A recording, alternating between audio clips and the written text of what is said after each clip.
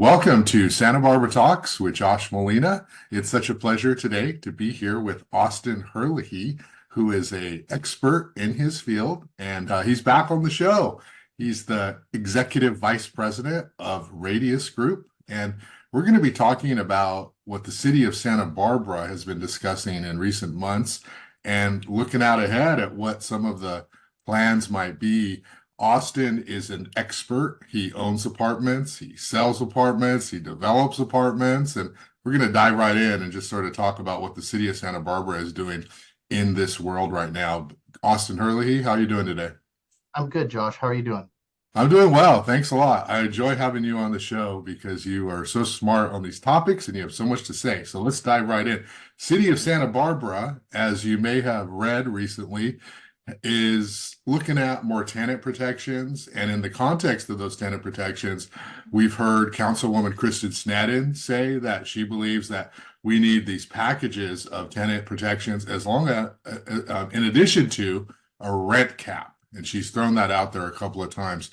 Let's kind of start there and then we'll sort of have the conversation. But there is this proposal to allow tenants 2 years, first right of refusal to return to an apartment if an owner decides to evict them for renovations. And I think you have some views on that and what that means for the property owner, the person who owns the rental apartments. What do you think of what Santa Barbara's trying to do? I think it's a slippery slope because I think what's going to happen is I think you recall a couple of years ago there was a developer, or not a developer, but a property owner here in town that everyone said it was a slumlord, and I believe the city spent a lot of money going after this particular landlord for unsafe housing, and he was really blasted, throughout all the media and so forth. And what I noticed was that now what the city is going to do is basically create the same situation for everybody else. Now it's going to be thousands of landlords because there's not going to be any incentive for landlords to fix units up.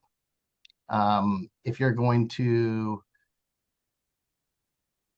go in and put capital improvements into an apartment building, and you're going to want to see some sort of return for that. And I think the landlords basically are just going to not put any money in the buildings at all and wait for the tenants to move out before they can put any, before they do any improvements to the building. And across the board, we're going to have housing that is unsafe and not suitable to what the market needs. We have a beautiful town and we should have beautiful housing. So the specific proposal is first right of refusal to return because there's been this ongoing issue where people will buy buildings. I guess maybe in some cases they've owned them for a while and they decide that they want to do renovations. And so as part of that, they say, well, you're going to have to move out because we can't renovate the building if you're in it. And so the problem that is created is that where do these people go? How do they find other housing in this very scarce availability market? And so there's this sense of the only reason these property owners want to do these huge renovations is so that they can kick everyone out and increase the rent. And it sounds like what you're saying is it's not that extreme, or does that happen in some cases? Or talk to me a little bit about that, the mindset, because there's certainly a villainization of some property owners in terms of their displacement of tenants. You are correct, but I kind of go back to what's created the problem. And what's created the problem is I think we went 30 years, maybe more, without any apartments being developed in Santa Barbara. Mhm. And so the same government that kept low development is the same government that's now complaining that we have a scarcity of housing, right? And so what I read in your article last week, which I thought was so ironic, was the first article, part of the article was Megan Harmon talking about how bad we need housing, right? Yeah. And I applaud her for that. But then the second part of the article is Kristen Snedden saying that there needs to be rent control and rent caps. And she even went as far as saying that $2,400 a month should be enough for a landlord, I think was the quote that I read. Yeah. And that's a mixed message, right? And as somebody that has developed apartments and is getting ready to develop apartments, it's also scary because you're like, here I am about ready to invest a lot of money in this community and building apartments. And the city council is making comments like, well, this should be enough for you, right? As far as, what rents you should be able to get and so forth. And I don't know, it definitely gives me a lot of pause about moving forward and building housing in Santa Barbara if this is the way that they're going to treat people that own real estate here. So Kristen Stedden's point is, I think she said 10 years ago she was a renter and she could afford something barely at that time, but now she could not afford something. And so she went through different levels of pricing for a studio, 1 bedroom, 2 bedroom, etc. And her implication was, and I mean, basically she said it was, these kind of rents should be enough money for property owners to make their renovations. It doesn't have to be this super, high amount. You don't have to kick them out to do this. She seems to be implying that, oh, you guys make enough money. What are you trying to do here? Okay. So can you talk about the economics of that? Because Well, I people, wonder what a gallon of milk was 10 years ago, yeah, right? I mean, what was a gallon of milk 3 years ago? We've just gone through the largest inflation that we've seen since 1970s, and it's across the board. yeah, And we're also having a massive issue in the state of California with insurance. Insurance has really pulled back and it's tripled in most cases, right? So if you have expenses that are increasing, but you have income that's capped, that's not a good model for housing or for investments, et cetera, right? And so that's where I see, a lot of issues coming down the road. right. And Austin, I know that you are a good person, compassionate, and you care about this community. You've been in this community forever. One of the things that come up in these meetings is, um, there's this displacement of families, of Latino families, working class families. And so it becomes this clash, and the narrative becomes you're displacing poor working class people who will have to leave the community if they want to stay because they're not going to be able to afford a significant increase. And where are they going to live in the meantime? And so that becomes the narrative. And so when people just hear the numbers side of it, right? There's this feeling of, oh, all they care about is the numbers, the money, the bottom line. And so can you talk about that and sort of, I mean, obviously you want to provide housing to everyone, anyone, you need to by law, but I mean, it's not, are property owners wanting to displace poor people because they want to maximize their bottom line? Is it that narrative, or can you talk about that? I'm very sympathetic towards all of that. I mean, you're right. I care about the community. I care about the people in the community and so forth. I think that a lot of this stuff can be tied into new development. And I think one of the things that's going on right now is the city's really pushing for inclusionary housing. Mhm. And as a developer, you look at the inclusionary housing and it's really it's a negative on that you have to carry for years and years and years on your property. And I think one of the best solutions would be to have some sort of in lieu fee for developers to pay that maybe it's the same cost of whatever the construction is or something along those lines, but to pay the housing authority and for us to team up with the housing authority because the housing authority is incredible here in Santa Barbara. And if you look at the housing that they're building, it's beautiful housing and they're very equipped to manage the housing, to qualify. They're up to speed on all the different, AMI and all the different things that qualify someone for affordable housing. And I think we would be a lot more successful in getting more housing by incentivizing developers to pay the housing authority, and that would then fund the housing authority to build more units for people. Mhm. It's really just a housing issue. We need to have more apartments. And it's funny because like the city says, hey, we really want housing. We really want housing. And as you know, we're trying to develop the Tri-County produce site. It's been a year. We still don't have entitlements.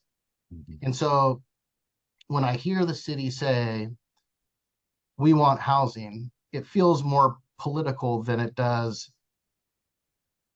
actual. It doesn't seem like they're saying it out to everybody, we want housing, but then when it comes down to it, all the same roadblocks are in place. And I think if they were really serious, and they call it a crisis, right? You hear everyone say crisis, Yeah. crisis, right? When you hear crisis, right, that was like COVID. And within one meeting, they had parklets on State Street and they acted on the crisis, right? Yeah. But on the housing crisis, I haven't really seen them do anything. I hear a lot of talk about crisis, but I haven't seen, what I've met with different city council members, and I've suggested that, like, if someone's going to come in and build rental housing in Santa Barbara, they should let people know up front. I think it would spur a lot of housing if they said, our goal is to get you a building permit within 1 year. You can get entitled and a permit within 1 year. I think if the city were able to do that, I think you'd see a lot more housing coming up. And as there is more housing, guess what? Everything else starts to get cheaper. The product that is 50 years old is going to get cheaper. Mhm. And that's really the solution in my mind, the solution. I don't think capping people's rents, just like I don't think capping, you know, I don't know if any of the city council members own homes, but I'm sure they do. But like, are we going to cap the price of homes? Like, is 400,000 should be enough for your home because that's what it was 10 years ago? I mean, Mhm. it's a slippery slope for everyone, homeowners. And then where does it stop? I mean, gasoline, do you cap the price of gasoline? I mean, Mhm. all these things are contributors to people's lives and they're expensive, right? And I don't see the rent control as something that's a solution. Okay. And that makes a lot of sense, right?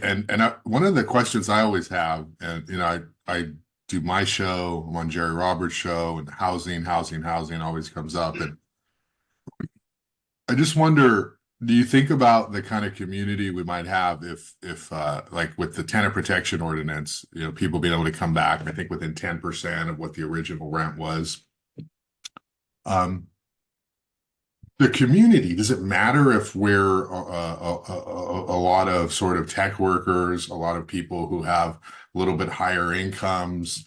How important is it to maintain sort of that balance of the working class people? Because I know with the housing element, with all of the talk of the various sites, they've broken it up into various income levels, but most of the housing is either like very low, right?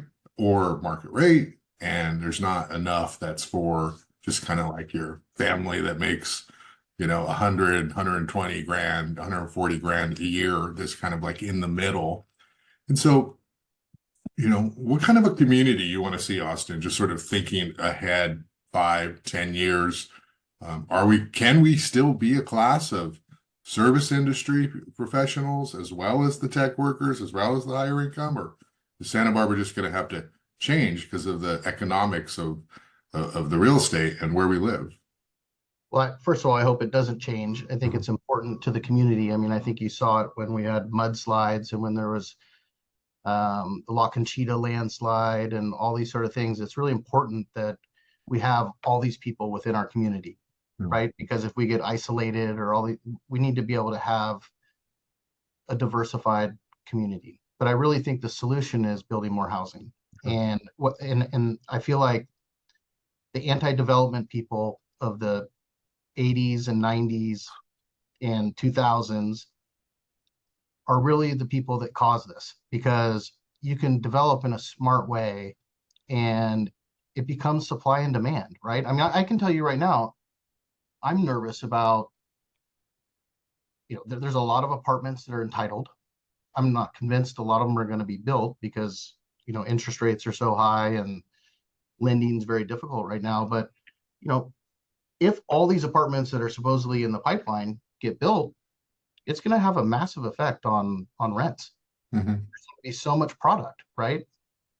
And so that's really where I think they should be focusing their attention, is helping people get these buildings built, maybe adjusting to where you can fund the housing authority instead of building your own inclusionary housing. I think the reason they started with inclusionary housing is they didn't want people to feel like they were going to be in the projects or something like that, and they wanted people mixed in with other people in the community and so forth.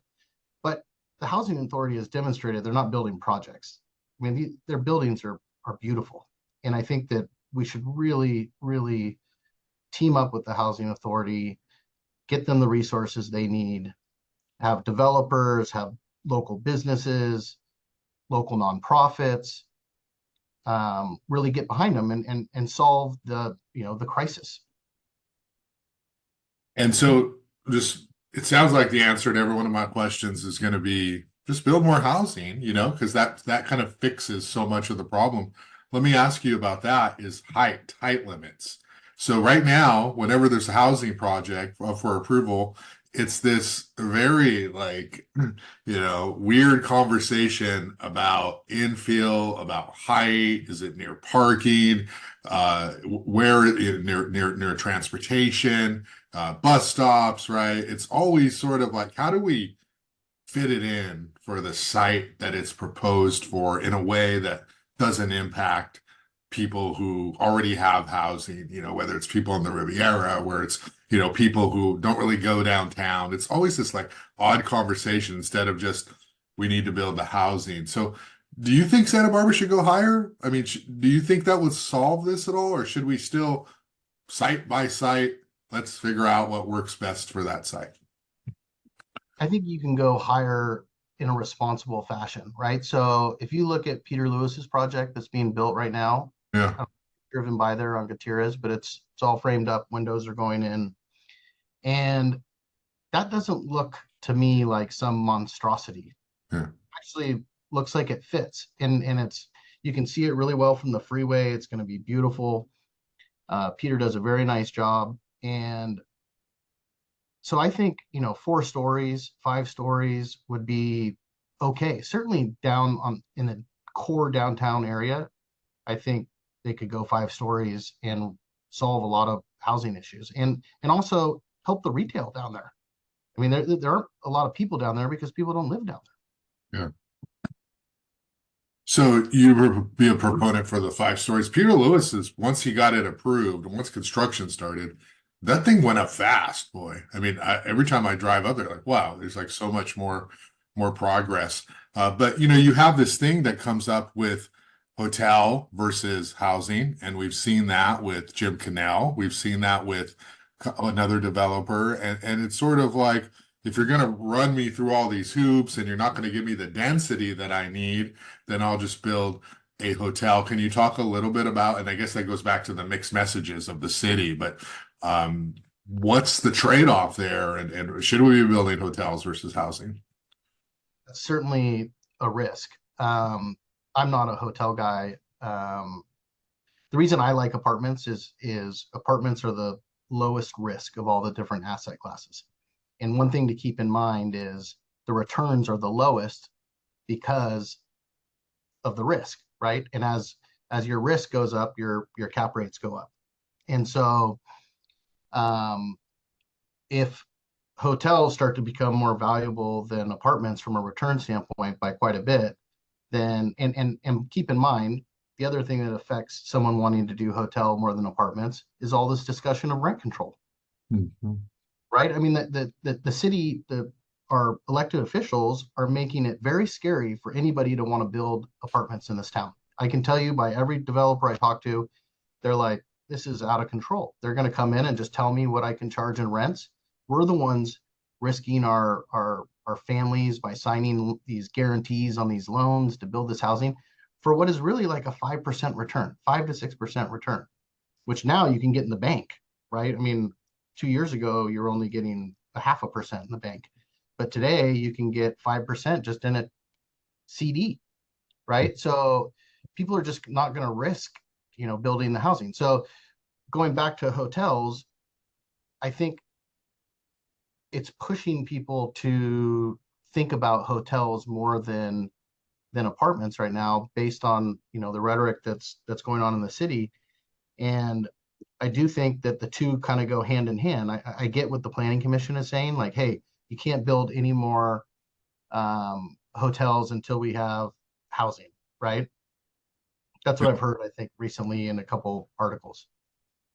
And while I agree with that, to some degree, I disagree also in that um, you can't just change people's zoning. If someone's zoned for a hotel, or there's a development agreement that the city signed with a property owner, like for example, the Wright property. I mean, I was involved in that deal, and I knew Bill Wright, and I know that he made a deal with the city of Santa Barbara to allow Garden Street to go through the middle of his property. And I think a lot of people forget that. And they signed an agreement with him, and that he could build a 250 room hotel. He even, out of his own goodwill, put it in the Historic Landmarks Commission so that it would have to be, architecturally sensitive to, all of the different design requirements that the HLC requires. And then now there's new leadership, and they just say, we don't care about our agreement that we have with you. I mean, these messages that they're sending to people aren't warm and fuzzy. It's actually very unpredictable. And so if you're going to invest money and you're going to develop something, you want a predictable environment, not a very unpredictable environment. Yeah. So on the rent control issue, maybe you could talk to the council members directly. Right now, Kristen Steaded, over two meetings that I've heard her say we need a rent cap, that these tenant protections are not going to work without a rent cap.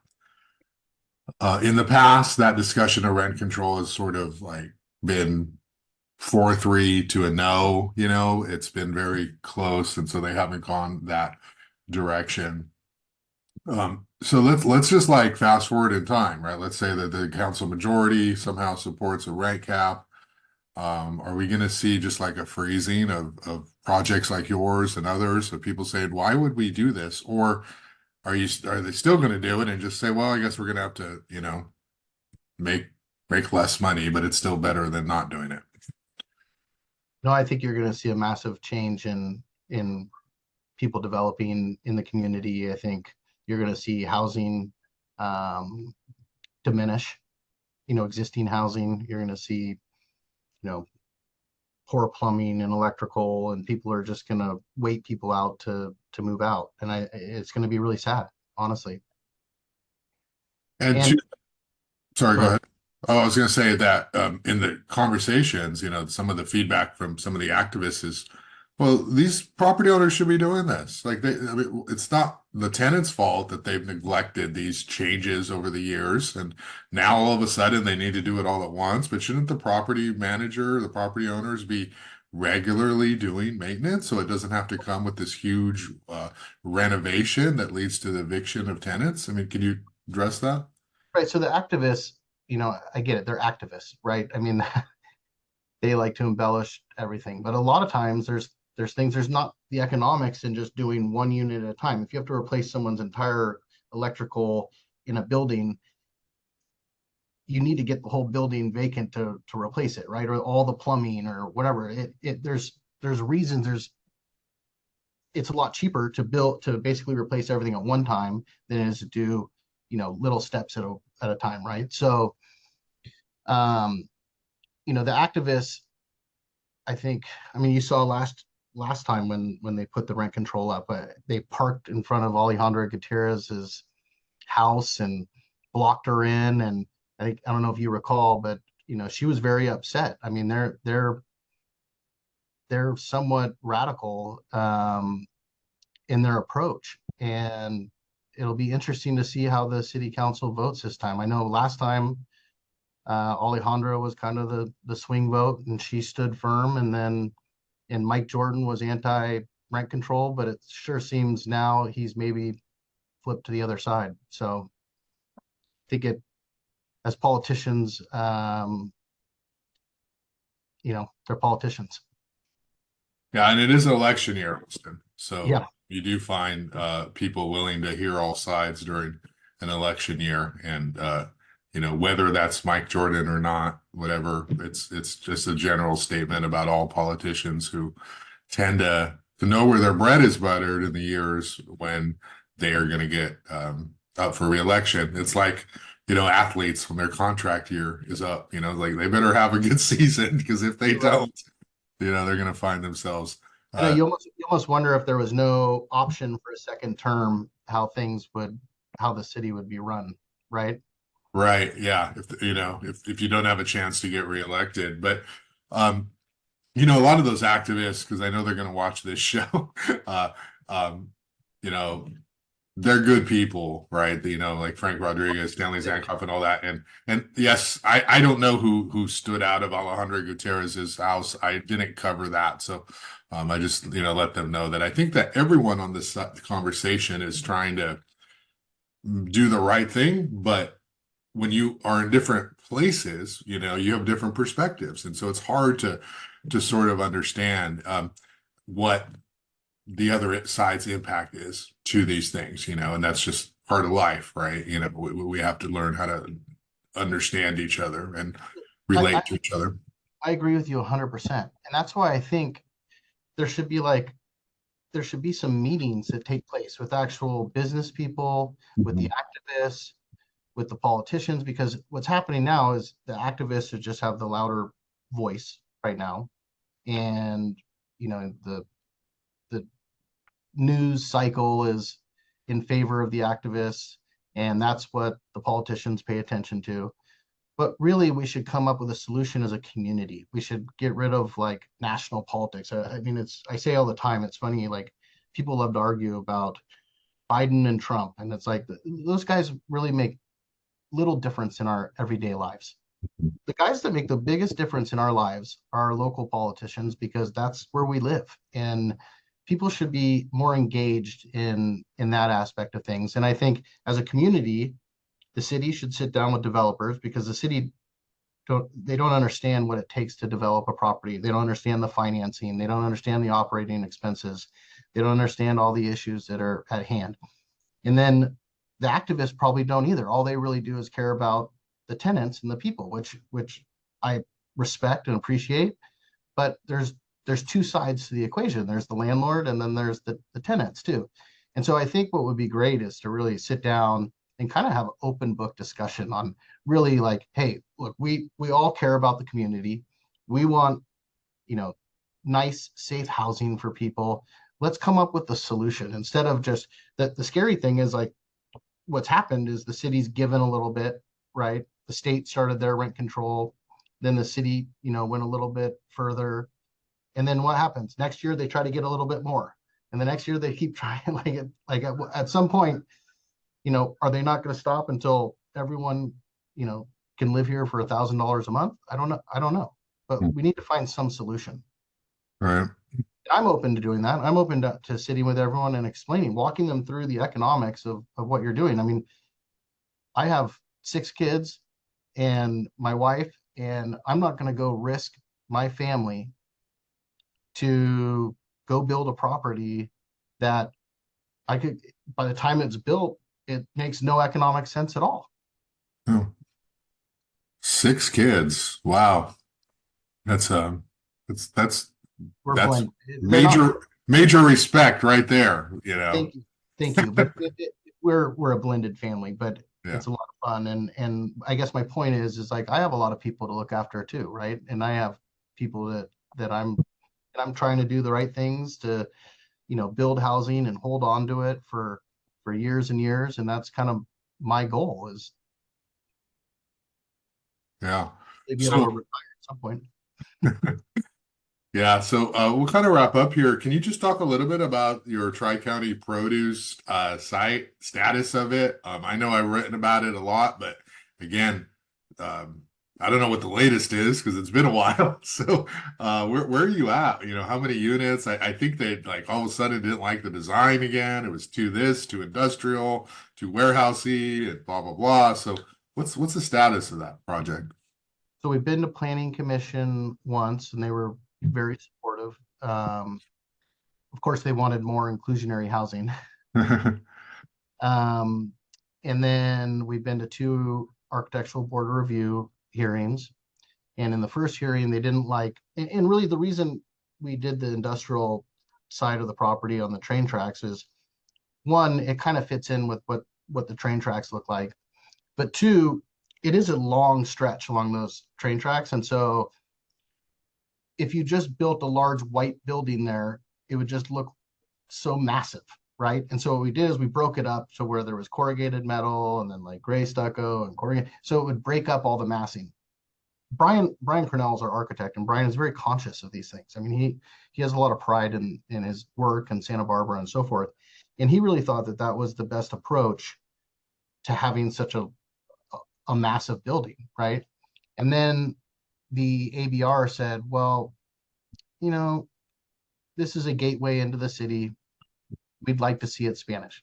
In my mind, I'm like, okay, we'll make it Spanish, and we'll, it'll all be white stucco, and we go back in, and they're like, but the massing's too crazy with it all being white and stucco. And so, we're working through it. We're trying to make some revisions to satisfy everybody. Um, but again, here we are. We're trying to build 99 apartments there, and we're hitting all these different roadblocks to getting the project entitled. And then once we get it entitled, it'll probably take a year to get a building permit because it just the city goes round after round after round on plan checks, and they even make changes that they didn't make in their first two plan checks. And so I think another thing that they could do is limit their plan checks. They could limit their plan checks to two plan checks for anything that's rental housing, right? But again, I haven't heard anybody in the city propose any of these things to, facilitate quicker development. Yeah. They all say it's a crisis, but no one's actually done anything to ensure that we get entitlements faster, to ensure that we get a building permit faster. Do the council members, do they call you up? I mean, you have a project for the city, but I mean, do they say, hey, I want to learn more about your world and let's do a coffee or a lunch, or is really the only communication when there's a meeting and you get 2 minutes or whatever? No, no, nobody's called me to ask me anything. Yeah, it seems like you need I've some called sort of them. like town hall forum or something where you Yeah. can get like the business people together and just like air it all out and not have it happen in 90 minutes on a Tuesday afternoon, you know? I've actually approached all of them to sit down and walk them through the project before we went to planning commission because I wanted to just as a courtesy. And the only three that got back to me was Randy, Mike Jordan, and Eric. Everyone else ignored it. So the people that say that, in public that they're so pro housing and crisis and wherever, I reached out to Megan, I reached out to Kristen, I reached out to Alejandro. I mean, nobody got back to me. Yeah. Well, that's disappointing. Hey, I'll give you the last word here, Austin, as we wrap up. And the origin of this conversation is sort of the mixed messages the council sends. And, we want more housing, but from your perspective and the property owner's perspective, you make it very difficult to provide housing. So, what do you want to say to them about their stance and their platform on this housing crisis in terms of consistency? Really, it's consistency. I mean, we started, the podcast by talking about how, they went after one property owner for unsafe housing. And then now they're passing an ordinance that is going to create unsafe housing, right? And then on one hand, they're saying, we want more housing. And on the article just below that, they're saying, but we want rent control. So it's like, it doesn't, it feels like a boat without a rudder to me. All right. Well, Austin, I appreciate your time and thanks for coming on the show and sort of shining a light on these issues with your unique expertise. So appreciate it, and I'm sure we'll talk soon. Thanks a lot. Have a great day. Thank you, Josh. Take care.